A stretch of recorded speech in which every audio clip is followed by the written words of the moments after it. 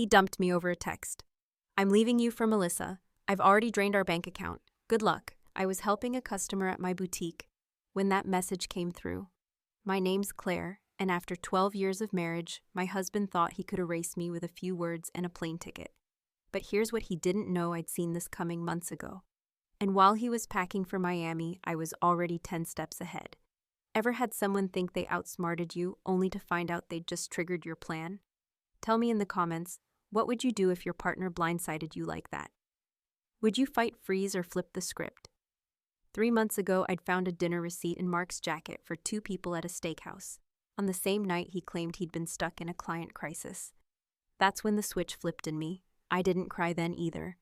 I opened a new personal savings account the next morning. A week later, he brought up combining our accounts to simplify things. I smiled, nodded, and moved my emergency fund out of reach before the end of the day. The joint account still showed his paycheck deposits. I made sure of that. But everything I'd worked for, my boutique, my inheritance, my peace, was somewhere he couldn't touch. By the time I'd finished my mental math, my phone buzzed again. Don't bother begging. Melissa and I leave tomorrow. I'll send for my stuff later. Melissa, the 20-something receptionist from his office who once called me Mrs. Harrison at the Christmas party. She wore glitter lip gloss and thought elbow touching was flirting. I didn't reply. Instead, I picked up my phone and tapped the name of the lawyer I'd quietly started working with 2 months ago. Samantha Douglas. It's time, I said when she picked up. I'll file first thing tomorrow. Do you want him served in Miami? No rush, I replied. Let him think he's won. I spent that evening in the house my grandmother had left me, the one Mark had asked me twice, maybe 3 times, to add him to the deed of. Just in case something happens, he said with that reassuring, arm-around-the-shoulder smile he used when lying. I had said no. I'd said no to a lot of things, and tonight I was grateful for every one of them. In our walk-in closet, his side was neat and untouched. I didn't touch it now. In the attic, I dug out our wedding album. He'd looked different then, kinder, less desperate to be 25 again. He used to laugh with me. He used to make me feel like I wasn't just a smart investment. My phone buzzed again. I know this is hard for you. You're not getting younger. At least you've got your little shop. My little shop. That little shop brought in more profit last year than Mark's entire department. I poured myself a glass of the wine I'd been saving, one of the expensive ones French from a client's thank you basket. I curled up on the couch, watched the moonlight stretch across the hardwood floor, and made a list. Not of what I'd lost, of everything he didn't know I had. Separate savings, corporate registration only in my name, an LLC with clean books, the deed, the evidence, the email trail, the phone bill, the receipts. I didn't sleep much that night, but when I finally turned off the light, I wasn't heartbroken. I was ready. Tomorrow, the game would change. And Mark would learn that the only thing worse than betraying a smart woman is underestimating her. The next morning, I woke up to a flood of text messages. I didn't check them. I brushed my teeth, fed the cat, and packed a few fresh arrivals into the boutique's front window. It was Friday, our busiest day, and a new shipment of designer handbags had just arrived from Los Angeles. I was steaming a dress when my phone buzzed again. This time I glanced. What the hell did you do to our credit card? The airline won't honor the tickets. Then another. The hotel says our reservation was canceled. Are you serious right now? I smiled and slipped my phone back into my pocket. Mark, it seemed, was beginning to realize that clean breaks don't come cheap. Last night, after that smug little text about booking his flight with our joint card, he even called it his parting gift. I'd called the credit card company. I spoke with a kind woman named Mrs. Harrison, fitting considering the irony, who took down every detail, including the screenshots Mark had so graciously sent me. She froze the card, canceled the charges, and removed Mark as an authorized user. I'm also filing a report for fraud, she said, professional and brisk. It's clear you didn't consent to this transaction. By the time Mark and Melissa arrived at the airport, their tickets were void, the Royal Palms Hotel no longer expecting them. I imagined them at the check-in counter, Melissa clutching her sequined duffel, Mark arguing with a poor gate agent. The visual was delicious. Around noon, the boutique was full, customers browsing, laughing, asking about gift wrapping, and that's when the phone rang. I recognized the voice immediately. Claire, dear, it's Barbara, Mark's mother. I didn't even flinch. Hi, Barbara, what can I do for you? Mark told us everything. He says you've frozen the accounts and canceled his travel plans. He says you're being vindictive. I put her on speaker as I arranged a window display. Did he also tell you he emptied our joint bank account without warning, that he charged tickets in a hotel for his girlfriend and himself on our shared credit card silence? He said you've been difficult lately, that you've pushed him away. Barbara, I have his texts, the one where he brags about taking the money, the one where he mocks my age. Would you like me to read them to you? Another long pause. I told him that message was inappropriate. That's one word for it, I said calmly. My lawyer has advised I keep communication with Mark's family limited during proceedings. I wish you well, Barbara. Goodbye. Click. The thing about Mark's family is they always saw him as a little prince, the charming son who could do no wrong. But reality has a funny way of peeling back those old illusions. By late afternoon, I'd heard through mutual friends that Mark and Melissa were holed up in a motel near the airport. The luxury weekend had turned into a budget inn with scratchy towels and paper-thin walls. Apparently, Mark tried to use one of his personal credit cards, but it had been maxed out for months. Another thing I'd noticed and quietly documented over the last year. That evening, Samantha, my lawyer, called. We've secured an emergency hearing for Monday, she said. Given his admission in the text and the credit card fraud, we're filing to freeze all remaining joint assets. Perfect. Also, his girlfriend's been posting about their adventure. She called you a bitter ex with no style and posted a photo of their motel breakfast. I actually laughed. Let them document everything. Every post, every rant, every petty comment. Each one was a stitch in the narrative Mark didn't know I was sewing behind the scenes. Then another text from Mark. You think you're so smart. I made copies of all the boutique's financials. Half that business is mine. I forwarded it to Samantha without replying. Let him try. The business was in my name incorporated before the marriage. The finances, every invoice, every receipt were clean. The only thing he'd find is that he was never part of it to begin with. That night, I opened a new bottle of wine and flipped through the boutique's security footage, something I always reviewed on Fridays. It wasn't paranoia. It was routine.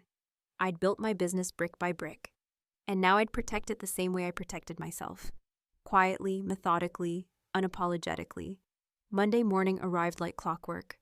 I put on my navy blazer, the one I wore when negotiating leases and finalizing deals. It wasn't about looking intimidating, it was about feeling composed, in control. While Mark packed his suitcase for Miami, I'd been preparing evidence folders with my attorney. At the courthouse, Samantha met me with her usual calm and a stack of neatly labeled binders. Judge Morgan's presiding, she said as we climbed the steps. Tough but fair. I liked the sound of that. Mark showed up 10 minutes late, looking like he'd walked straight out of a clearance bin at Macy's. His shirt was rumpled, his blazer one size too tight, and Melissa didn't come. He took a seat across from me without so much as a glance. I could smell the motel detergent on his collar from 6 feet away. When our case was called, Samantha stood first. Your Honor, we are requesting an immediate freeze of all joint accounts due to evidence of financial misconduct and admitted fraud by the defendant. I'd also like to submit a record of text messages and transaction logs, which demonstrate premeditated action to deprive my client of shared assets. The judge took the file, flipped a few pages, his eyes narrowed slightly. Mr. Harrison, Judge Morgan said, do you dispute that you emptied the joint account and used shared credit to book personal travel? Mark stood and straightened his ridiculous blazer. It wasn't malicious. I wanted a clean break. Things weren't working. I thought she'd understand. The judge lifted a brow. By draining your finances and running off with another woman, Mark opened his mouth, then closed it. Samantha stepped in. My client's home is her separate property. The business was established before the marriage and has been meticulously maintained with independent funds.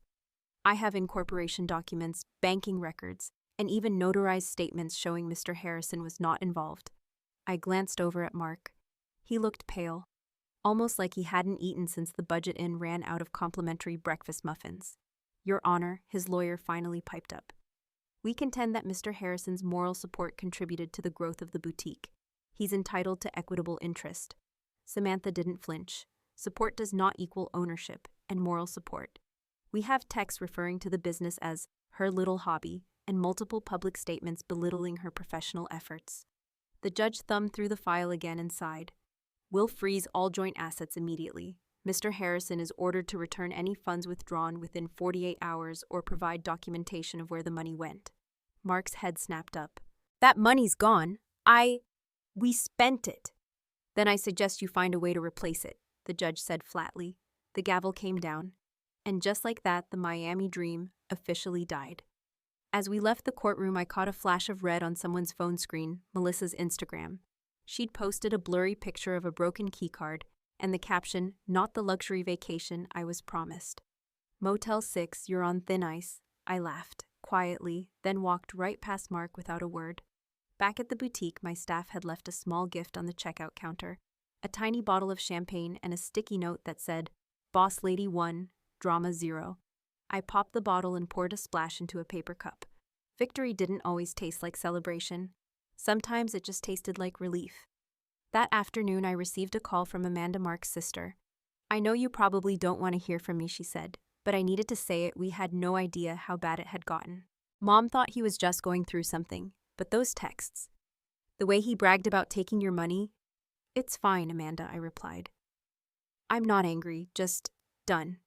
He's staying with Mom and Dad again," she added, her voice heavy, "back in his old bedroom. Posters and everything. Full circle," I said. We hung up. I felt nothing, no rage, no bitterness, just clarity. Mark hadn't just underestimated me. He'd never really known me at all. I didn't expect to hear from Melissa again. Not after the motel fiasco, not after the court froze Mark's access to our accounts and left them stranded near an airport vending machine. But just 2 weeks later, her name popped up in my inbox, LinkedIn of all places. Subject: I think I owe you an apology. I clicked without hesitation. Her message was short, clumsy, but genuine. "I thought you were the reason he was so bitter. I get it now. You weren't the problem, you were the warning." I didn't respond. I didn't need to. By then, Mark was living back in his childhood bedroom. Yes, the same one with vintage sports posters peeling off the walls and a lava lamp that hadn't worked since 2004. His parents had taken him in after Melissa cut things off and blocked his number. According to Amanda, his car had been repossessed. His company had passed him over for promotion. Even HR was reviewing his relationship history, and let's just say Melissa wasn't the only intern who had gone missing during office hours. But me, I was thriving. The boutique, my boutique, had gone viral on a fashion blogger's Instagram after one of our linen jumpsuits got featured in a spring capsule wardrobe video. Online orders exploded overnight. I hired 2 more staff. A local lifestyle magazine called to schedule a feature. "Do you want us to mention your story?" the editor asked. "You mean the divorce?" "Yes, it's compelling. People love resilience." I thought for a moment. "Mention the boutique. Leave the man out of it. Let him disappear quietly. The same way he tried to erase me." Midsummer, I hosted a community event at the store. Women-owned business showcase lemonade stand. Local musicians raffles. Nothing fancy, just neighborhood pride.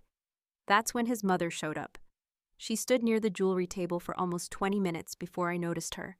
Same smart blouse and tight smile from the last time I saw her, only now she looked smaller, weathered. "Claire," she said gently. "Barbara," I replied, folding tissue paper around a necklace. I wanted to apologize. For what I said before, for believing him. He made you sound so cold." I didn't answer. And then I saw those texts. Amanda showed me. "What he said about your age, the money, the way he..." Laughed. Her voice cracked. For the first time, she looked like a mother who no longer recognized her son. "I raised him better," she whispered. That hit harder than I expected. "Maybe you did," I said. "But he made his own choices." She nodded. Her hands trembled as she reached into her purse. "This was yours," she said, pulling out a small silver locket. "You left it at the house years ago. I kept it. I don't know why. It was my grandmother's. I'd given it to Mark's mom the first Christmas after our wedding. She used to wear it at every holiday dinner, saying it made her feel like part of our family." I took it, fingers brushing hers. We stood there in silence, 2 women grieving the same man for very different reasons. That night, I found myself staring at the boutique ceiling long after the last customer left. Something was shifting. The legal process was still ongoing. There'd be more hearings, more paperwork, but emotionally, Mark was already fading from view. And yet, I couldn't shake the feeling that he wasn't done. Like a child refusing to leave a party he wasn't invited to, Mark was always the type to make one final scene. My phone buzzed. Unknown number. I almost ignored it then. Curiosity won. "Claire, it's Mark. I know you hate me. But I need to talk. Please. I stared at the screen. This wasn't guilt. This wasn't remorse. This was desperation. I didn't reply. Not yet. But I could feel the storm gathering. Mark wasn't done losing, and I wasn't done winning. I didn't reply to Mark's message. Not the first night, not the second, not even when he called twice from a no-caller ID line. I didn't need to, because I already knew what was coming. That week, my lawyer Diane and I finalized the petition to enforce repayment of the stolen funds and add charges of financial misconduct to the divorce proceedings. Mark had violated a temporary court order. He'd also violated common sense, but unfortunately that wasn't punishable by law. "We'll serve him at his mom's house," Diane said, flipping through documents with red tabs. "He's too broke to hide anywhere else." "Do we have enough to win?" I asked. She smiled. Not kind, not cruel, just confident. "Claire, we already did." 2 days later, I stopped by Brew and Bean, the coffee shop next to my boutique. The usual morning bustle was in full swing, baristas shouting names, locals tapping away on laptops. I ordered my matcha and took a seat by the window. Then I saw her, Melissa. She was standing in line wearing jeans and a blazer, her hair up in a clean bun. No mascara this time, no nervous energy. She looked stable. Our eyes met. She froze, then walked over slowly, cautiously. "Hi," she said barely above a whisper. "Hi," I replied, motioning to the chair across from me. She hesitated, then sat. "I didn't know you came here. I own the building," I said, sipping casually. Her mouth opened slightly, then closed. "I guess that makes sense." Silence stretched for a moment. "I just wanted to say I'm sorry. Really, for everything." I nodded. "No need to say I told you so. Life had already done that for me." "He told me you were controlling," she continued. "That you didn't support his career, that you looked down on him. And you believed him." She looked down at her coffee. "I did. At first, but then he started saying the same things about me." She exhaled hard. There was something honest in her now. Something raw. "I should have known when he made me split the rent on a place he couldn't afford. When he borrowed money from my student loan just for a week. When he started comparing me to you in bed." I raised a hand. "Stop. Right, sorry." Another beat of silence. "So what now?" she asked. "Now," I said, setting down my cup. "Now I go to court and watch him lose everything." The day of the final hearing, I wore navy blue. Not black, not red, navy. Strong, composed, unmistakably mine. Mark was already in the courtroom when I entered. His tie was crooked. His shoes were worn. Melissa wasn't with him. His mother was. She looked smaller than ever, clutching her handbag like a lifeline. She gave me a faint nod. I returned it. Diane sat beside me, calm and prepared. She handed me a copy of Mark's latest filing. Motion to claim business equity. He was still trying to argue that my boutique started before our marriage, incorporated under my name, funded with my money, was a joint asset. Delusional, Diane whispered. The hearing started. Mark's lawyer made his tired case. Mark had emotionally supported me, that marriage was partnership, and therefore he was entitled to the business I had built. Diane stood and calmly destroyed it. Here is the original business license, filed under Claire Bennett's maiden name 2 years before the marriage. Here are tax returns, bank statements, investor contracts. Not a single transaction from Mark's account. Not a single appearance at a meeting, invoice, vendor, or lease. And here, she raised a hand, are the texts where Mr. Bennett calls the business her little shop and claims he'll let her keep it so she won't go crazy alone. The judge didn't flinch, but I saw her pen pause. Then came my turn. I took the stand. My voice didn't shake. "He left me by text message. He emptied our joint account. He used our credit card to fly himself and a 20-year-old receptionist to Miami. And then he tried to take half of what he never helped build." I looked Mark in the eyes as I said it. He didn't blink, but his jaw clenched. Then Diane handed the judge our final exhibit, Melissa's signed affidavit.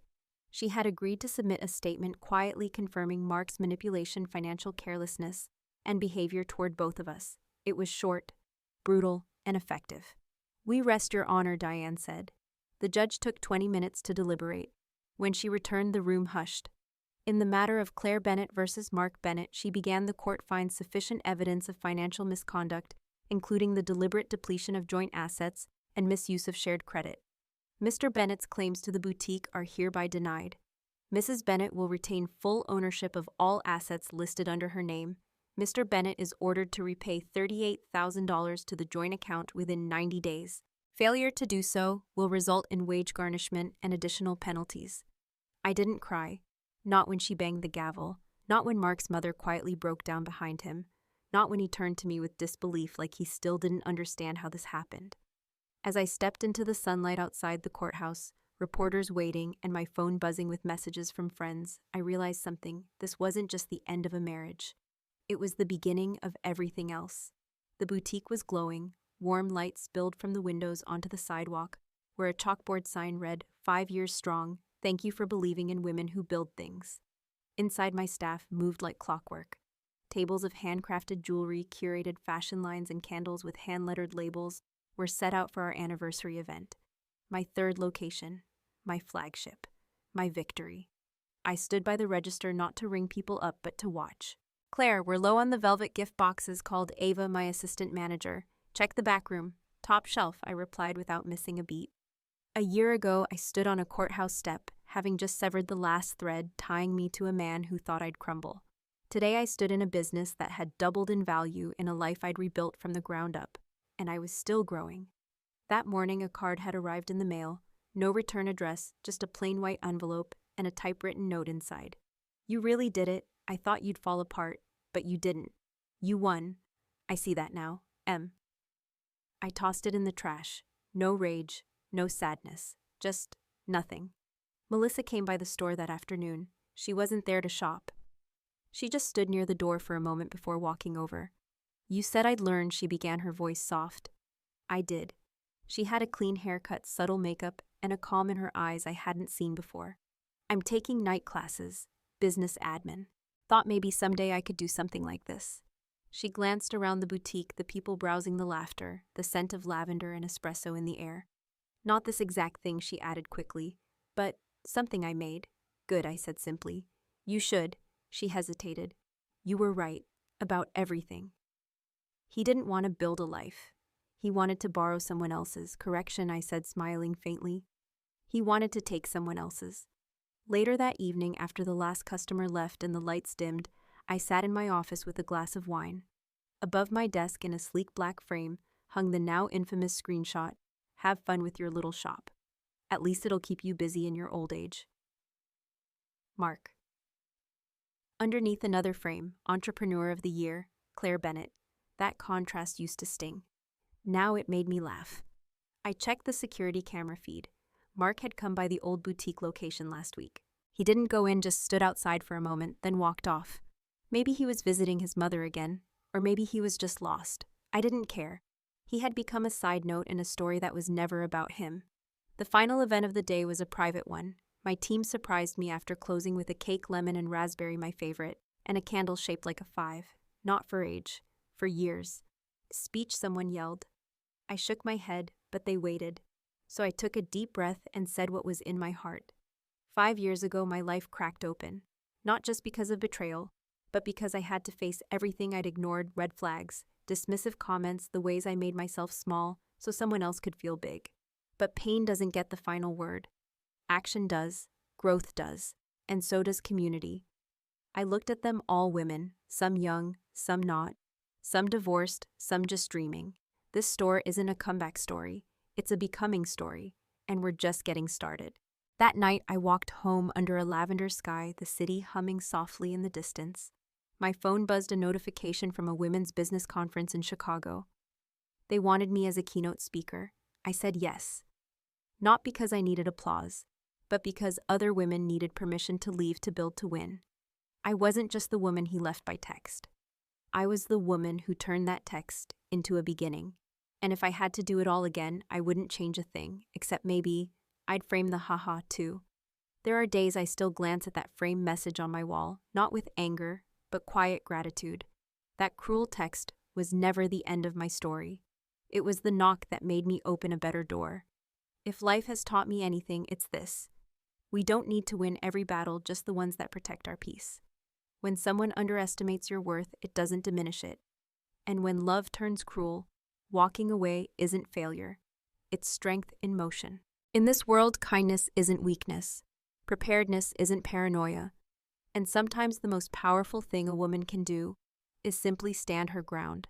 If this story reminded you of your own resilience or someone else's, feel free to share your thoughts below. I'd love to hear what you took from it.